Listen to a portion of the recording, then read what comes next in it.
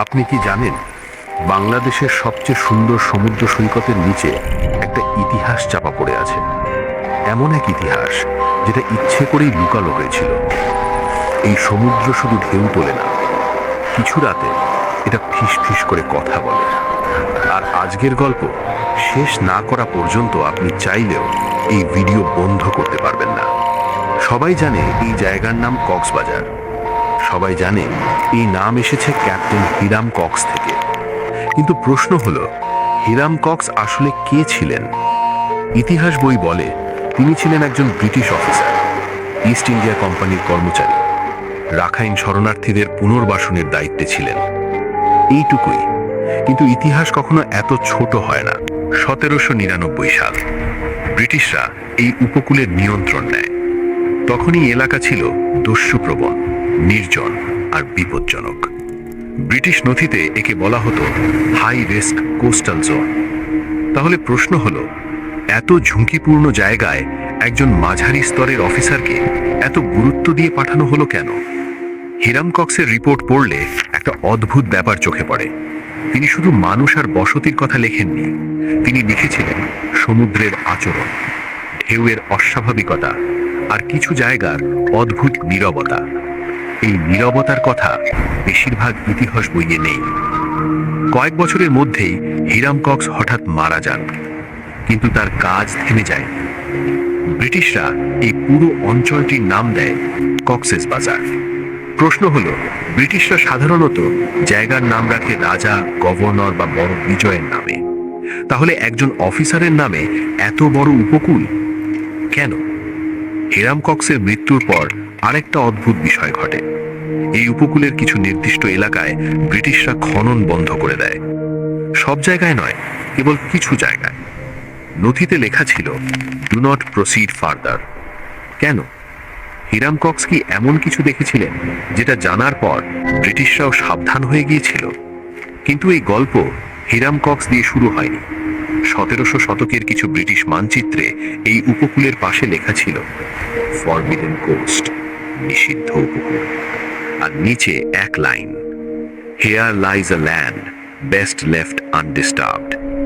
এই জায়গা একা ছেড়ে দেওয়াই ভালো। কেন? লোককথা আমাদের নিয়ে যায় একটা হারানো নগরীর কাছে, নাম চন্দ্রদ্বীপ। চন্দ্রদ্বীপ শুধু শহর ছিল না, এটা ছিল সমুদ্রের সঙ্গে মানুষের একটা চুক্তি। ঘরগুলো তৈরি হতো পাথর, কাঠ আর চুনে, কারণ তারা জানতো সমুদ্র একদিন রেগে যেতে পারে। রাস্তা ছিল সরু কিন্তু পরিকল্পিত। জোয়ার এলে পানি ঢুকবে, এটা তারা মেনে নিয়েছিল। এই শহর সমুদ্রের বিরুদ্ধে লড়েনি, সমুদ্রের সঙ্গে বাঁচতে শিখেছিল। চন্দ্রদ্বীপে ছিল একটা কেন্দ্রীয় আলো, একটা মিনার। রাতে এই আলো জ্বললে জাহাজ জানতো এই উপকূল নিরাপদ। কিন্তু আশ্চর্যের বিষয় হলো, এই আলো সব রাতে জ্বলতো না।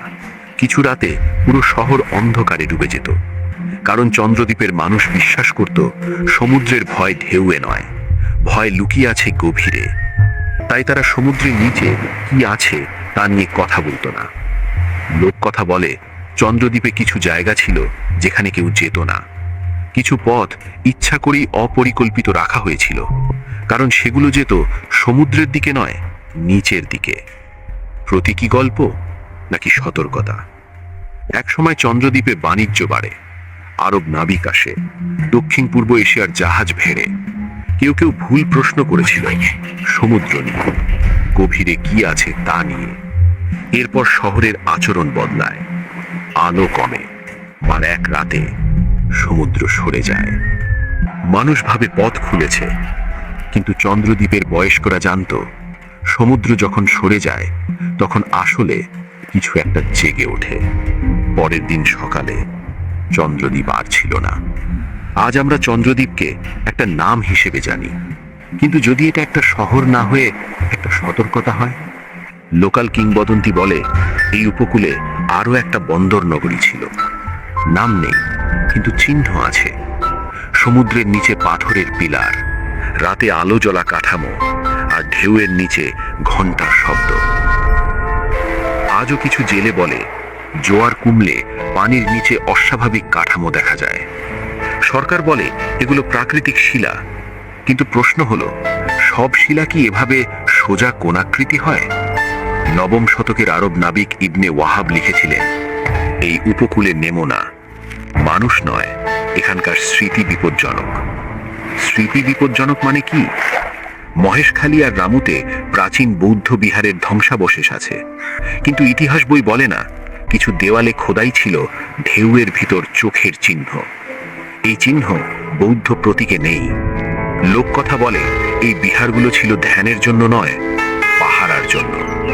ব্রিটিশরা কক্সবাজার উন্নয়ন করেছিল, কিন্তু একটা জায়গায় তারা খনন থামিয়ে দেয়। রিপোর্টে লেখা ছিল, unearthed structures not matching known civilizations। এরপর সেই নথি ক্লাসিফাইড করা হয়। আজও সেই জায়গার কোঅর্ডিনেট পাবলিক নয়। লোকাল জেলেরা আজও বলে কিছু জায়গায় কম্পাস ঘুরে যায়, কিছু রাতে সমুদ্রের ভিতরে আলো দেখা যায়, আর কিছু এলাকায় মাছ থাকে না। বিজ্ঞান বলে ম্যাগনেটিক অ্যানোমালি, কিন্তু প্রশ্ন হলো এই অ্যানোমালি তৈরি করলো কে? হয়তো কক্সবাজার শুধু একটা সৈকত না, হয়তো এটা একটা ঢাকনা। ঢাকনার নিচে কি? একটা হারানো সভ্যতা, একটা প্রাচীন সতর্কতা, নাকি এমন কিছু যেটা মানুষ আবার জাগাতে চায় না? ইতিহাস সব বলে না, কিছু ইতিহাস লুকিয়ে রাখা হয়।